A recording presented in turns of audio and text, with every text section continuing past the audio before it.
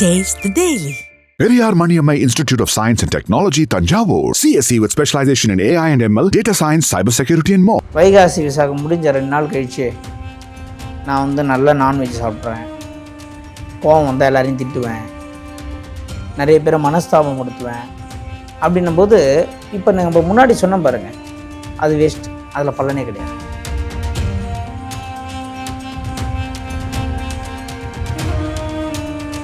பௌர்ணமி தொடங்குகிறது என்றால் முதல் 6 மணி நேரம் இருக்குகின்ற அந்த சந்திரன் நீச்சமான பௌர்ணமி தெளிந்த ஞானத்தை கொடுக்கும்.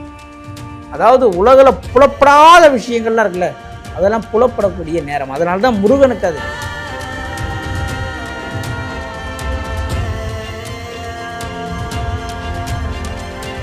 ஒரு ஜாதகத்தில் சந்திரன் விசாக நட்சத்திரம் 4ஆம் பாதம்.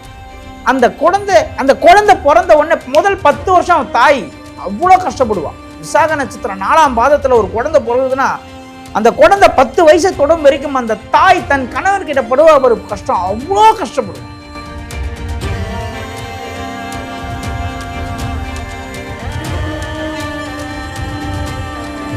ஒரு மனுஷங்கிட்ட நீங்கள் உண்மையை தெரிஞ்சுக்கணும், ஒருத்தனுடைய உண்மையான கேரக்டர் தெரிஞ்சுக்கணும் அப்படின்னா நீங்கள் ஜாதகம் பார்க்குறதெல்லாம் கொஞ்சம் ஏற வச்சுருங்க.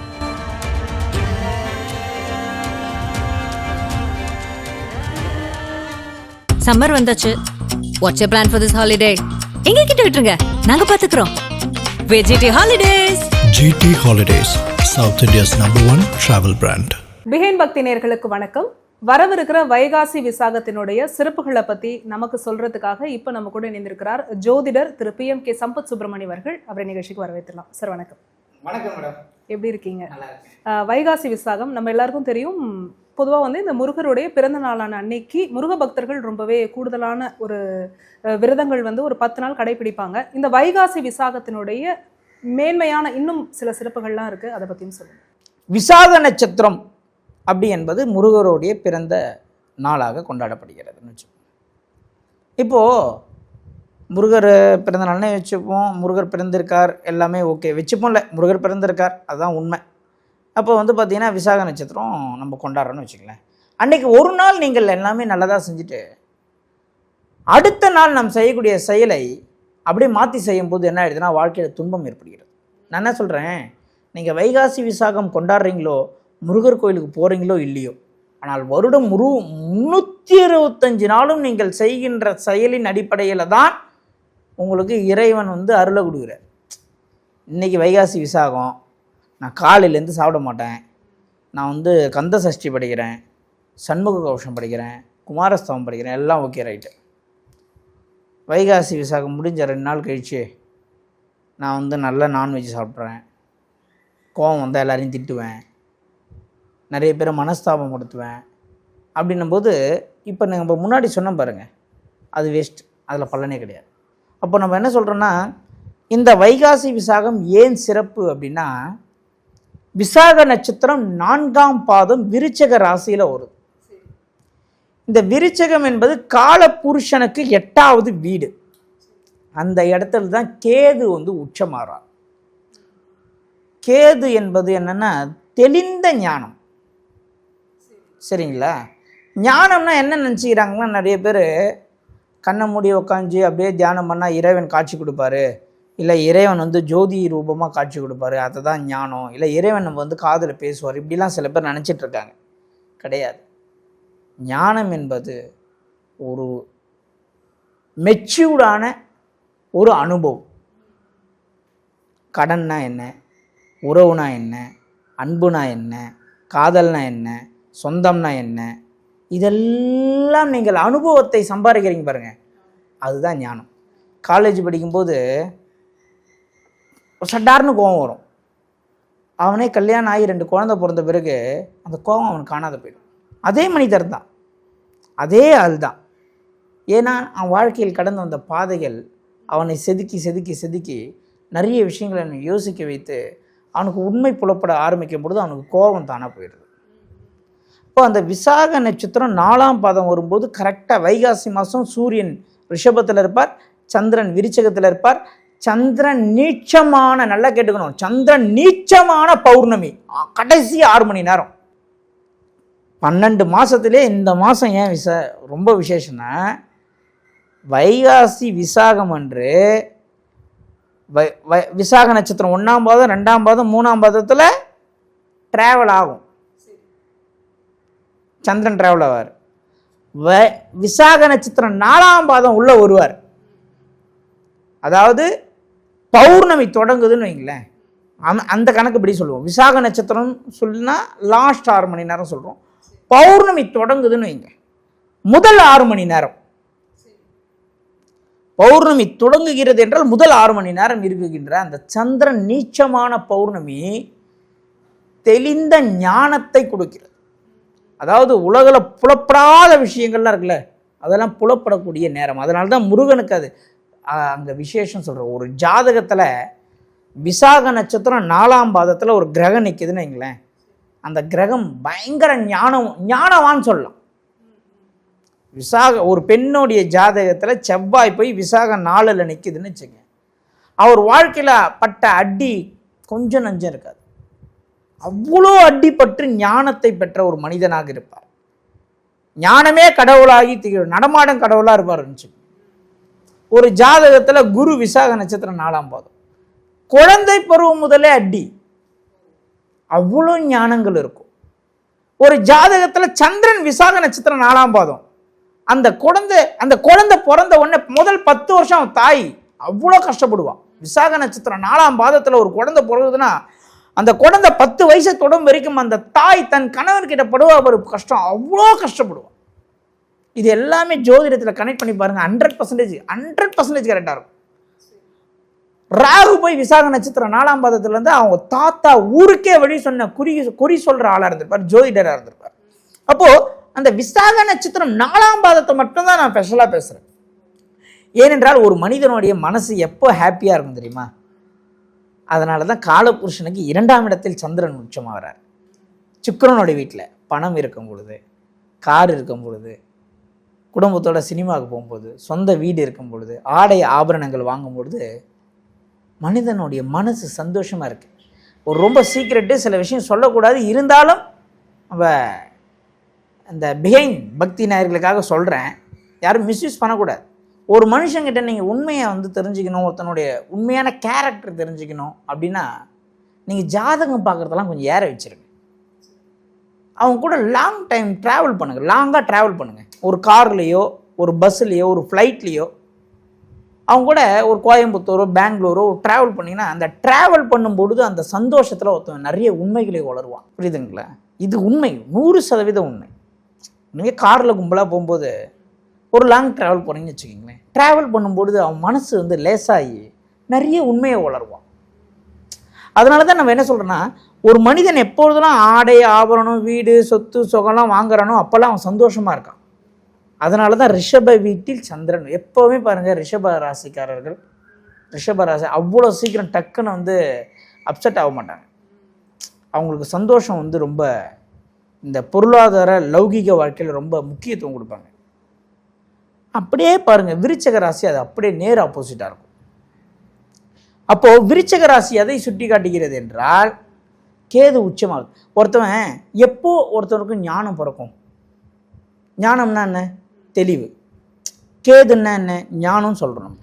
அப்போ விருச்சக ராசியில் சந்திரன் நீச்சமாகிறார். எப்போ ஒருவன் ரொம்ப மனரீதியாக பாதிக்கப்படுறானோ அப்போ அவனுக்கு நிறைய உண்மைகள் புரியுதுன்னு அர்த்தம். அதனால தான் சந்திரன் நீச்சமாகிற வீட்டில் கேது உச்சம். ஒரு வீட்டில் ஒரு இறப்பு நடக்குதுன்னு வைங்க, அப்போது ஒரு மனிதனுடைய சந்திரன் நீச்சமாகுது. சந்திரனா அவனுடைய மனதளவில் இருக்கக்கூடிய சந்தோஷத்தை அவன் இழக்கிறான். அப்போ அவனுக்கு நிறைய விஷயம் புரியும். அடடா, இதுக்கப்புறம் அம்மா இல்லை, இதுக்கப்புறம் நம்மளை பார்த்துக்க யாரு அப்படின்ற ஒரு தெளிவு எனக்கு பிறக்குது. அதை தான் நம்ம சொல்லலாம், சந்திரன் நீச்சம் ஆகக்கூடிய காலகட்டத்தில் விசாக நட்சத்திரம் 4ஆம் பாதத்தில் வரக்கூடிய வைகாசி மாதம் பௌர்ணமி, நீங்கள் இறைவன் கிட்ட அப்படியே பொருள்லாம் கேட்கறத விட்டு ஞானத்தை கேட்டிங்கன்னா அப்படியே கொடுத்துட்டு போயிடுவார். மெடிக்கலில் போயிட்டு மருந்து கேளுங்க, மளிகை கடையில் போய் அரிசி கேளுங்க, பொம்மை கடையில் போய் டாய்ஸ் கேளுங்க. நான் சொல்கிறேன், நீங்கள் மெடிக்கலில் போய் அரிசி கேட்காதீங்க, அரிசி கடையில் போய் மெடிக்கல் மருந்து கேட்காதீங்க. அப்போது வைகாசி மாதம் விசாக நட்சத்திரம் என்பது விருச்சக ராசியிலே கேது உச்சமாகக்கூடிய இடத்திலே வரக்கூடிய இந்த பௌர்ணமி எதை சுட்டி காட்டுகிறது என்றால், ஒரு மனிதனுக்கு நிச்சயமாக ஒரு 10 போட்டி நீங்கள் ஆடுறீங்கன்னா அதில் 4 தோல்வி வேண்டும் என்பதை நான் சொல்கிறேன். ஏன்னா அந்த 4 தோல்வி தான் உங்களுக்கு மீண்டும் அடுத்த 6 வெற்றிகளை கொடுக்கும். ஒருவன் தொடர்ந்து வெற்றி அடைந்து கொண்டே இருந்தால் அவனுக்கு ஞானம் இருக்காது. அவன் எந்த இடத்துல தப்பு செய்றான்னு அவனுக்கே தெரியாது. அப்போ ஒருவனுக்கு வீழ்ச்சி ஏற்படுகிறது, ஒருத்தனுக்கு ஞானம் பிறக்கிறது என்றால் அது அப்படியே முடிந்து போவதற்கல்ல, அது மீண்டும் தலை துவங்குவதற்கு தான். இதை தான் நம்ம புரிஞ்சுக்கணும். இதுதான் வைகாசி விசாகத்துடைய சிறப்பு. என்னன்னா, உங்களுக்கு தெளிவு வேணும். ஒருத்தர் மென்டலி ரொம்ப ஸ்ட்ராங்காக இருக்கார், ஸ்டப்பனாக இருக்கார், ரொம்ப அவருக்கு ஹிப்னாட்டிசம் வேலை செய்யுமான வேலை செய்யாது, அவருக்கு செய்வினை வேலை செய்யுமான வேலை செய்யாது. வேலை செய்யும், அது சில விஷயங்கள்லாம் இருக்குது. ஆனால் அவ்வளோ சீக்கிரம் அவங்கள அசைத்து பார்க்க முடியாது. மனதளவில் பயப்படுறவங்களுக்கு தான் பேயே வந்து பிடிக்குன்னு ஒரு உளவியல் ரீதியான உண்மையே இருக்குது. அப்போது இந்த மனதளவில் டவுன் ஆகக்கூடிய அந்த காலகட்டத்தில் ஞானம் என்பது மேலே வந்து பாருங்கள், விருச்சிக ராசி சந்திரன் டவுன் ஆகிறார், கேது உச்சமாகிறார். கேதுங்க ஞானம், தெளிவு. இந்த தெளிவை நீங்கள் வைகாசி மாதம் விசாக நட்சத்திரம் அன்று முருகப்பெருமானிடம் நீங்கள் கேட்கக்கூடிய இந்த தெளிவு, எனக்கு தெளிவை கொடு. நான் டெய்லி உங்ககிட்ட 10 ரூபா பிச்சை கேட்குறேன், எனக்கே அசிங்கமாக இருக்குது. நான் கேட்குறேன், உங்ககிட்ட இருக்கோ இல்லையோ, எனக்கு தராமல் போயிட்டா நான் ஏன் ரொம்ப கஷ்டப்படுவேன்னு நீங்கள் கஷ்டப்பட்டு யார்கிட்ட வாங்கி கொடுக்குறீங்களா இல்லையோ அதுவும் எனக்கு தெரியாது. அதனால் எனக்கு ஒரு வேலையை வாங்கி கொடுத்துரு, நான் என் வேலையை பார்க்க போகிறேன்.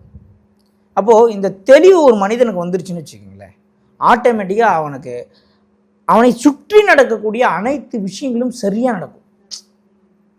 எவன் ஒருவன் ஜெயிப்பான்னா, 10,000 ரூபா உங்ககிட்ட கொடுத்து நீ வச்சுக்க, நான் அப்புறம் வாங்கிக்கிறேன்னு சொன்னேன்னு வச்சுக்கோங்களேன், எனக்கு இப்போதைக்கு தேவையில்லைப்பா, வாங்கினா என்றைக்கு இருந்தாலும் நான் திருப்பி தானே தரணும், நீயே வச்சுக்கின்னு ஒருத்தன் திருப்பி கொடுக்குறான் பாரு, அதை தான் நான் ஞானம்னு சொல்கிறேன். ஞானம்னா என்னென்னா, நாம் தியானம் பண்ணுவதோ இறைவனை காண்பதோ அல்ல.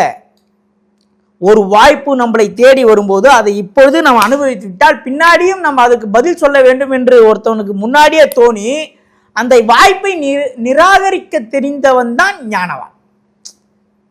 புரியுதுங்களா? இந்த ஞானத்தை தரக்கூடியது தான் வைகாசி விசாகம்.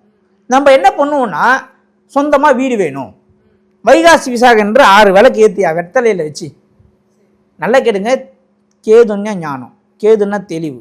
ஞானம்னாலே அபிலாசைகள், அதான் பொன் பொருள் மாயை, இதெல்லாம் மாயை. மனைவி மாயை, வீடு மாயை, பொன் மாயை, எல்லாம் மாயை. இந்த மாயையெல்லாம் அகற்றி உண்மையை உணரக்கூடிய நாள் அன்னைக்கு போய் மறுபடியும் நம்ம மாயையே கேட்கக்கூடாது. வருஷத்தில் ஒரு நாள் தான், அதாவது பூச நட்சத்திரம் அன்னைக்கு, தை மாதம், அந்த வள்ளலாருடைய வடலூர் சபையில் விசேஷம். அந்த திரைகளை துறப்பாங்க. அதுக்கு அர்த்தம் என்னென்னா, ஒரு மனிதனுடைய திரை, மாயை திரை எத்தனை இருக்குன்னு அர்த்தம். அத்தனை திரை 7 திரைகள் திறந்த பிறகு தான் ஜோதி எரியும்னு சொல்லுவாங்க. அதனால் இந்த வைகாசி மாதம் விசாக நட்சத்திரம் அன்று இறைவன் கிட்ட ஒரு விஷயத்தை தீர்க்கமாக கேளுங்க.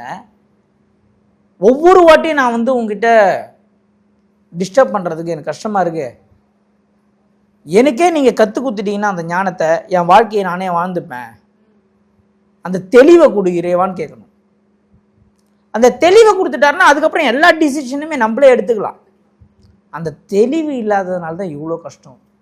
அதனால் அந்த சந்திரன் நீச்சமாகக்கூடிய அன்னைக்கு வரக்கூடிய அந்த வைகாசி மாதம் விசாக நட்சத்திரம் 4ஆம் பாதத்தில் மட்டும் அந்த பவர் ரொம்ப ஜாஸ்தி நான் சொல்கிறேன். அதுக்கப்புறம் அனுஷ நட்சத்திரம், கேட்ட நட்சத்திரம்லாம் இருக்குது.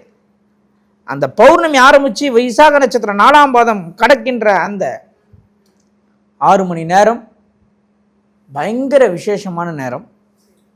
அதை அனைவருமே பயன்படுத்தி கொள்ளுங்கள். முதல் விஷயம், நம்ம ஒரு வைகாசி விசாகமாகட்டும், இல்லை பங்குனி உத்திரமாகட்டும், சரிங்களா, சித்திரை கிருத்திகை ஆகட்டும், இந்த முக்கியமான விசேஷ நாட்களில் மட்டும் நாம் சரியாக இருந்துட்டால் போதுன்னு மட்டும் நினைக்காம, வருஷம் 365 நாளும் நம்மளுடைய செயலையும் நம்மளுடைய வேலையையும் நம்மளுடைய எண்ணத்தையும் இந்த இறைவன் கண்காணித்து கொண்டே தான் இருக்கிறான் என்பதை நாம் உணர்ந்துட்டாலே முக்கால்வாசி பிரச்சனை நம்மளுக்கு எல்லா நாளும் சமமான நாளாகிடும். இப்போது மகான்கள், சித்தர்கள், யோகிகள், ஞானிகளுக்கெல்லாம் எந்த நாளும் தெரியாது, நட்சத்திரமும் தெரியாது, எந்த டேனும் தெரியாது. ஆனால் அவங்கக்கிட்ட தானே போய் நம்ம விழுந்து ஆசீர்வாதம் வாங்குகிறோம். நம்மளுக்கு எல்லாமே தெரிஞ்சிருக்கும், பஞ்சாங்கம் தெரிஞ்சிருக்கும், இன்றைக்கி என்ன காரணம்னா நாளுன்னா நட்சத்திரம் தெரியும். அவங்க எல்லாமே மறந்த நிலையில் இருக்காங்க. அதாவது அனைத்தையும் கற்பது அறிவு, கற்றதை அனைத்தையும் மறப்பது ஞானம். அந்த ஞானத்தை பெறுவது தான் வைகாசி விசாகம் வருடத்தில் ஒரு நாள். அதனால் தான் அனைத்தையும் கற்று பெரிய அறிவாளியாக இருந்தாலும் கற்பது எளிது, மறப்பது தான் கடினம் என்று நான் இந்த வீடியோவில் தெளிவாக ஸ்ட்ராங்காக பதிவு செய்கிறேன். எல்லாம் நினச்சிட்டு இருக்காங்க கற்பது கடினம் அப்படின்னு. கற்பது எளிது, மறப்பது கடினம். அந்த மறப்பது தான் இறைநிலை, ஞான நிலை, தெளிவு நிலை. அதனால் அனைவருமே எவ்வளோதான் நம்ம படிச்சிருந்தாலும், எவ்வளோ பெரிய போஸ்டிங்கில் இருந்தாலும், நம்மளுக்கு மேலே ஒரு சக்தி இயங்குது. அந்த சக்தி ஒன்றும் இல்லை, இறை சக்தி. அதை நீங்கள் அம்பாலா நினைங்க, சாய்பாபாவை நினைங்க, ராகவேந்திரன் நினைங்க, முருகரை நினைங்க, என்ன வேணாலும் நினச்சிக்கங்க. அன்னைக்கு உங்களுக்கு மனதளவில் தெளிவு பிறக்கக்கூடிய நாள். அன்னைக்கு பயங்கரமான தெளிவு பிறக்கும். அதில் எந்த விதமான மாற்று கருத்தும் இல்லை. சந்திரன் நீச்சமான இடத்துல பௌர்ணமி சங்கமிக்கிறது. அந்த இடத்துல அன்னைக்கு இருக்கக்கூடிய அந்த நாள் உங்களுக்கு எந்த இறைவனை நோக்கி நீங்கள் தியானம் செய்தாலும் சரி, தெளிவை கேட்டாலும் சரி, இல்லை உட்காந்து எங்கேயுமே போகாதீங்க. நீங்கள் என்ன தப்பு செய்கிறீங்க, எப்படி உங்களுக்கு கடன் உருவாகுது, இதை ஷார்ட் அவுட் பண்ணுறதுக்கு என்ன வழி, டெம்பரரி தீர்வு என்ன, நிரந்தர தீர்வு என்ன, உங்களுக்குள்ளே பேசி நீங்களே உங்களுக்குள்ளே இருக்கக்கூடிய ஆன்மா கிட்ட, உங்களுக்குள்ளே இருக்கக்கூடிய ஒவ்வொரு மனிதனுக்குள்ளேயும் ஒரு மனிதன் உள்ளே இருக்கான், அவனை தட்டி எழுப்பி அன்னைக்கு பேசுங்க, தெளிவு கிடைக்கும். அதை பண்ணுங்க. அதுக்கப்புறம் முருகரே சந்தோஷப்படுவார். முருகரே அதை தான் நான் எதிர்பார்க்குறேன். உன்னுள்ளே நான் இருக்கேன். தத்துவமசின்னு சொல்கிறோம். தத்துவமசின்னா என்ன? நீயே அதுவாகிறாய்ன்ற. அப்போது ஒவ்வொருவரும் உங்களுக்குள்ளே இருக்கிற ஒரு கடவுளை, உங்களுக்குள்ளே இருக்கிற அந்த பரமாத்மா ஜீவாத்மாவை இணைவதற்குண்டான வழியை பாருங்கள். நீங்கள் பண்ணுற மிஸ்டேக்குக்கு தீர்வு உங்ககிட்ட மட்டும்தான் இருக்குது, வெளியே யாருன்னு கிடையாது. ஒரு ஜோதிடர் வழிகாட்டலாம், அறிவுரை சொல்லலாம், ஆனால் தீர்வு உங்ககிட்ட தான் இருக்குது. பிரச்சனையும் காரணமும் நீங்களே, அந்த பிரச்சனைக்கு தீர்வும் நீங்களே என்பதை நல்லா உணர்ந்து அந்த வைகாசி விசாகம் அன்று மேக்ஸிமம் முடிஞ்ச அளவுக்கு மௌன விரதம் இருந்துருங்க. ஃபுட்டை கொஞ்சம் கம்மி பண்ணிக்கிங்க. ஃபுட்டை கம்மி பண்ணாலே அறிவு பயங்கர நியாயம் வேலை செய்யும். நல்லா ஃபுட்டை அன்றைக்கி ஒரு நாள் கம்மி பண்ணிங்க. முடிஞ்ச அளவுக்கு விரதம் இருக்கிறவங்க விரதம் இருந்துருங்க. அதிகமாக யார்கிட்டையும் பேசாதீங்க. மௌனமாக இருந்தாலே ஞானம் நல்லா வேலை செய்யும்.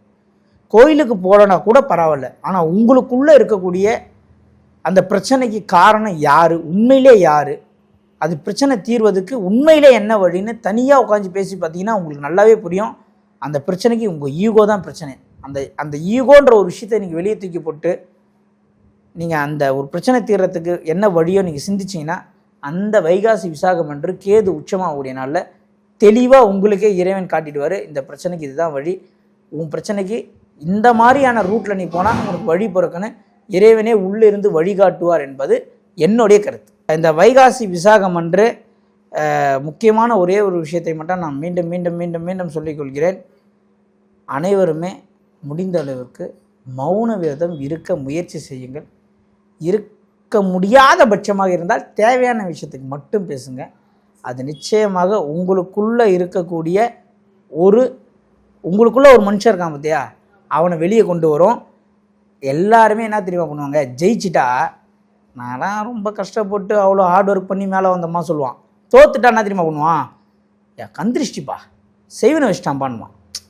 ஜெயிச்சிட்டா மட்டும் இவனுடைய ஹார்ட் ஒர்க்கை பேசுகிறவன், தோத்துட்டா இவனுடைய முட்டாள்தனத்தால் தான் தோத்தன்னு ஒத்துக்க மாட்டான். ஒருத்தன் பிஸ்னஸ் வச்சுருக்கான், தோத்துட்டான்னு வச்சுக்க, நான் தான் அகல காலை வச்சிட்டேன், நான் தான் அதிகமாக முதலீடு போட்டேன்னு யாருன்னா சொல்ல மாட்டான். நல்ல பிஸ்னஸ்ப்பா, பக்கத்து கடைக்காரன் எதை செஞ்சுட்டான் பண்ணுவான். ஜெயிச்சிட்டான்னு வச்சுக்க, நான்லாம் அப்போல்லாம் அப்படின்வான். புரியுதுங்களா? வெற்றிக்கு நீ காரணம் என்றால் தோல்விக்கும் நீயே காரணம் என்பதை நீங்கள் புரிந்து கொள்ள வேண்டும். அதை தான் நான் சொல்கிறேன். உங்களுக்குள்ளே கேளுங்க, நிறைய விஷயம் கிடைக்கும். இதை உணர்ந்தவங்கள்லாம் நிறைய மகானாயிட்டாங்க, உணராத நம்ம மனிதராக இருக்கோம். ரொம்ப அற்புதமாக சொன்னீங்க. ஞானம் பெறக்கூடிய நன்னாள் தான் இந்த வைகாசி விசாகம். மௌன விரதம் கூடுமான வரைக்கும் இருக்க சொல்லியிருக்கீங்க. அதே மாதிரி உணவு குறைச்சிக்கிட்டாலே ஞானம் பிறக்கும் அப்படின்னு சொல்லியிருக்கீங்க சார். மிக்க நன்றி. நன்றி மேடம்.